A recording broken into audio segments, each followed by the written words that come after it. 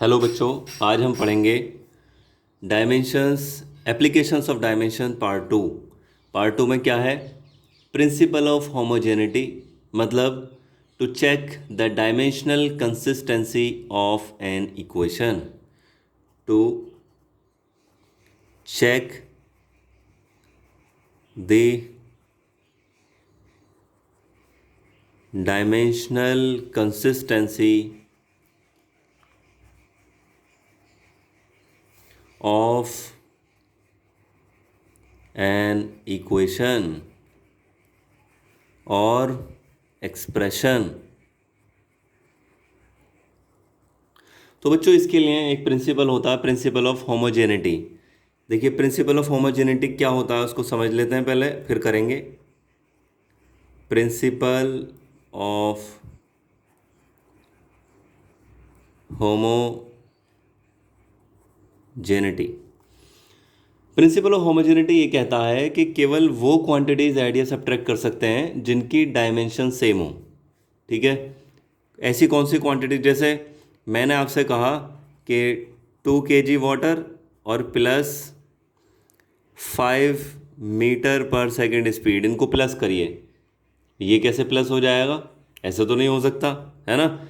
जैसे हमने कह दिया कि 1 kilometre distance plus 5 kg floor, 1 kilometre distance और 5 kg फ्लोर, इनको प्लस करिए। नहीं हो सकता। अगर मैं आपसे ऐसा कहता कि 2 kg और प्लस 1 kg, आप फ़ौरन बता देते इक्वल टू 3 kg, है ना। जब तक ये यूनिट सेम नहीं होती हैं तो क्वांटिटीज़ का सेम नेचर नहीं होता है, और जब सेम नेचर नहीं होगा तो उनको हम प्लस भी नहीं कर सकते, जैसे हमने यहाँ पर देखा, यहाँ पर, और जैसे हमने यहाँ पर देखा, है ना। तो यही principle of homogeneity. Only those quantities can be added और subtracted which have the same dimensions. Only those quantities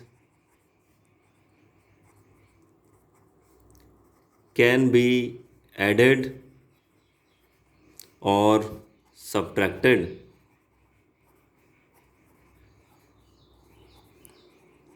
which have same dimensions,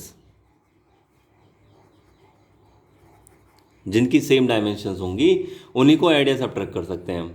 अब देखिए, इसी की हेल्प से हम कैसे चेक कर सकते हैं कि फॉर्मूला हमारा डायमेंशनली कंसिस्टेंट है, करेक्ट है या नहीं है। एक एग्जांपल ले लेते हैं। जैसे आपसे कहा, ये इक्वेशन मोशन ही दे दी गई है आपको, S equal to U T plus half A T square. ये इक्वेशन आपको बता दी गई, आपसे कह रहे हैं check whether this equation is dimensionally correct और नॉट। ठीक है, तो देखते हैं करेक्ट है या नहीं है। इसमें हर एक टर्म की, देखो कितनी टर्म्स है इसमें, 1 2 3, तीनों टर्म्स की डायमेंशंस फाइंड करके देखिए। Dimensions of S equal to, भाई एस तो डिस्प्लेसमेंट है, एल आ जाएगी। Dimensions of U T, U velocity है, एल टी -1 हो गई, और टी टाइम है, तो कितना हो गया, टी की पावर -1 टी की पावर +1, एल हो जाएगा। और इसके बाद में dimensions of half A T square, half A T square की डायमेंशन देखिए। हाफ तो डायमेंशनलेस कांस्टेंट है, मल्टीप्लायर है तो कोफिशिएंट है केवल। ए की डायमेंशन एल टी -2 और साथ में टी स्क्वायर है, इसकी डायमेंशन टी स्क्वायर, ये भी एल आ गई, है ना। तो क्योंकि इसकी हर एक टर्म की सेम डायमेंशन है, इसलिए ये इक्वेशन डायमेंशनली करेक्ट है। जैसे हम लिख सकते हैं dimension of S equal to dimension of U T equal to dimensions of half A T square. So it is dimensionally consistent या करेक्ट, ये डायमेंशनली करेक्ट है। अब बच्चों देखो, अगर कोई इक्वेशन डायमेंशनली करेक्ट हो तो ये ज़रूरी नहीं होता है कि वो एक्चुअल में करेक्ट है। यहाँ हम इसको इसीलिए ये लिख रहे हैं डायमेंशनली करेक्ट है।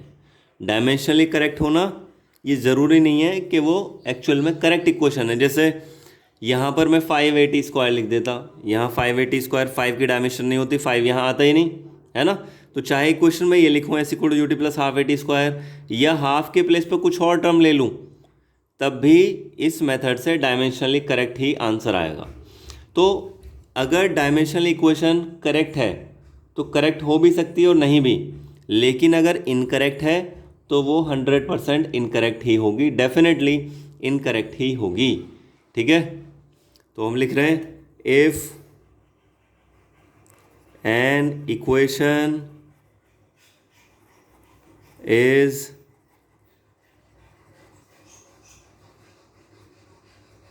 dimensionally incorrect, then it is incorrect. But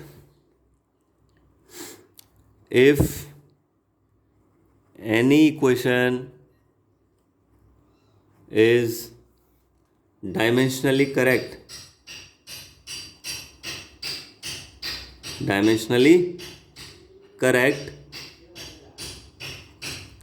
then it may or may not be correct। ठीक है बच्चों, इसका एक और एग्जांपल हम देख लेते हैं।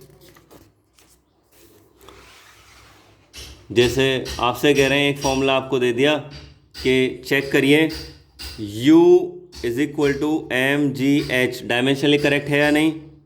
तो देखो U के लिए डायमेंशन हमें पता है, ये एनर्जी है, ये इसके लिए आ जाएगा ml2t-2। नेक्स्ट m के लिए देखिए m, और g के लिए LT-2, h के लिए l। तो इससे हम देखेंगे डायमेंशंस ऑफ mgh कंप्लीट कितनी हो जाएगी, m LT-2 और l, तो ये बन गया ml2t-2। ठीक है, तो यहाँ पर हमें मिल रहा है डायमेंशंस ऑफ u, ये भी ml2t-2, डायमेंशंस ऑफ mgh ये भी ml2t-2, ये वाला है ना। So it is correct, dimensionally correct, it is dimensionally, हम ऐसे लिखेंगे डायमेंशनली करेक्ट। ठीक है, क्योंकि ये करेक्टनेस की गारंटी नहीं देता है एक्चुअल में करेक्ट है इक्वेशन या नहीं है। अब देखिए डायमेंशंस की हेल्प से हम कुछ अननोन जो कॉन्स्टेंट्स हैं उनकी डायमेंशंस भी पता कर सकते हैं। कैसे पता कर सकते हैं भाई, देखो ऐसे पता कर सकते हैं। आपको एक एग्जांपल लेते हैं, एक और एग्जांपल। आपको ये क्वेश्चन दे दी P + a/v² into v - b। ठीक है, अब इसमें कह रहे हैं कि calculate the dimensions of a and b, a और b की डायमेंशंस बताइए इस इक्वेशन में, इक्वल टू में RT है। ये बच्चों आपने आइडियल गैस इक्वेशन पढ़ी होगी, PV = nRT या μRT, वो आइडियल गैस के लिए एप्लीकेबल है, लेकिन ये वाली इक्वेशन ये रियल गैसेस के लिए एप्लीकेबल है। ठीक है, तो इसमें a और b की डायमेंशंस आपसे पूछिए। अब ये इस वाले फैक्टर में देखिए, यहाँ ये वॉल्यूम के साथ में b को ऐड किया जा रहा है, इसका मतलब dimensions of b is equal to dimensions of volume. Volume की डायमेंशन क्या होंगी, L⁻3। ठीक है, ये डायमेंशन आ गई। अब ऐसे ही इस वाले में p के साथ में, प्रेशर के साथ में a/v² को ऐड किया जा रहा है, इसका मतलब जो डायमेंशन प्रेशर की है वही डायमेंशन a/v² की होगी।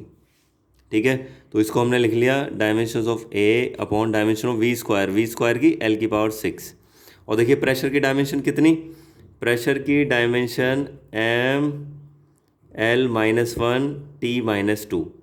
प्रेशर की डायमेंशन देखो यहाँ बता देते हैं, फोर्स अपॉन एरिया, फोर्स की होती है mL-t-2 अपॉन एरिया की होगी L², तो mL-1t-2। ये dimension is equal to dimension of a/L⁻6। ठीक है, अब यहाँ से आप क्रॉस मल्टीप्लाई करके डायमेंशंस ऑफ a फाइंड कर लीजिए, इसकी इधर मल्टीप्लाई हो जाएगी mL5t-2, ये डायमेंशन आ जाएगी। तो बच्चों इस टाइप के 2 टाइप के क्वेश्चन आते हैं इससे। अब देखते हैं नेक्स्ट में यूनिट कन्वर्जन। नेक्स्ट एक और वीडियो हम शूट करेंगे, उसे अपलोड करेंगे, उसमें देखेंगे के यूनिट्स को कैसे कन्वर्ट कर सकते हैं। Thank you.